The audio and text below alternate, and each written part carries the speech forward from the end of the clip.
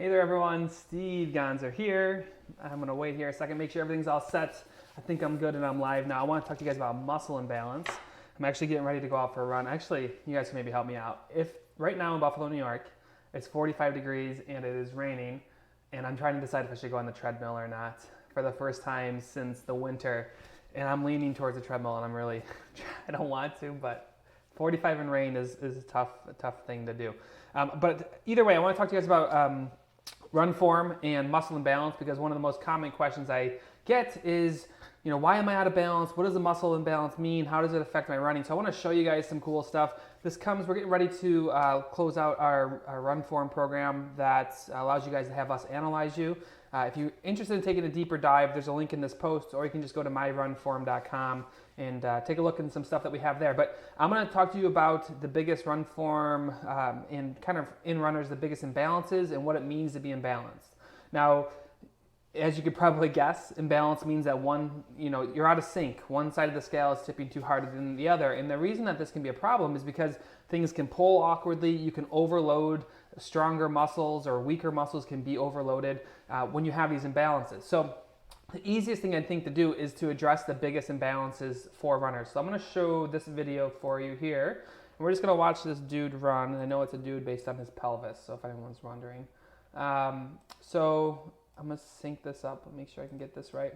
So we're going to just look at the lower body, and I want to show you as this runner goes through its progression, and he's going to come through and he's going to land. Let's just take that left foot as he comes through.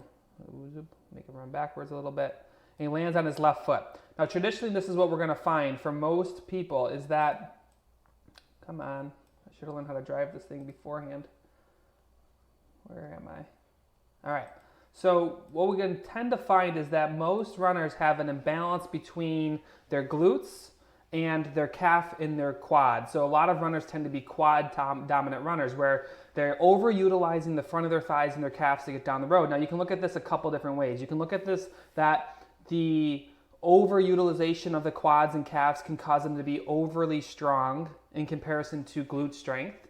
And you can also look at them that they could set up other areas for injury. So if you have an overpowering quad, that quad can get too strong and get overworked, and then it almost kind of feeds more of it overworking, and then it gets injured from it. The same thing if anyone's dealing with recurring calf issues, Achilles issues. If you're running down the road and that you should be using your quad, your calf, and your glutes to do the majority of your pushing down the road, but you're really only overutilizing your calf, it's going to get overworked, it's going to break down, it's going to end up getting injured. So what we tend to find is these muscle groups right here. So this glute medius, you can see I just highlighted here, left glute medius, glute maximus right here. Underneath there's another glute muscle that sits inside of here. So let me show you that quick. Dissect this out. I think it's sometimes helpful to see. Apparently I don't know how to dissect things out, so we're just gonna leave it. So these glute muscles become overpowering of the quad muscles. So you have 4 quad muscles on the front of your thigh and your calf muscles. Your calf muscle has 2 muscles. The biggest muscle groups in your body, which is your glutes, they should be doing the majority of the pushing for you. But most people sit, I always make the joke that most people sit on their best assets all day. When you sit on your glutes all day, you don't have strong glutes, you're almost guaranteed to be imbalanced, and you're not guaranteed, but you're not even likely, you are increasing your risk for injury and slower running, because the glutes are the most powerful ones. So think about that thing I talked about a second ago. You should have your glutes, your quad, and your calf do the majority of your pushing when you run. Those are your pushing muscle groups that get you down the road.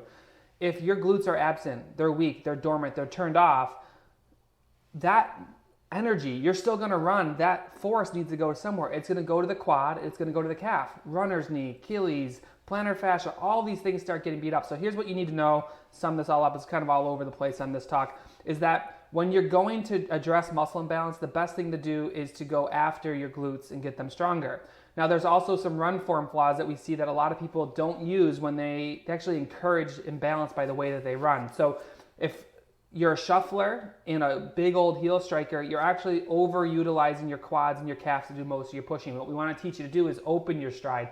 By opening your stride, you run from your big core muscles. I pretty much tell people, you run, when you learn to open your stride, you run between your your rib cage and your pockets, which is really where your powerhouse muscles are. So you want to think about running through that area.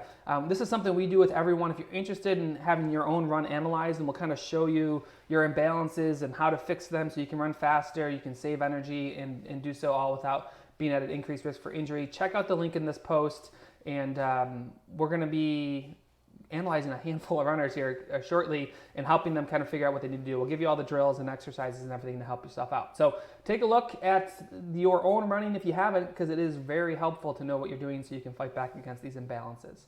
All right, guys, I hope all is well. I'll talk to you guys later. Bye-bye.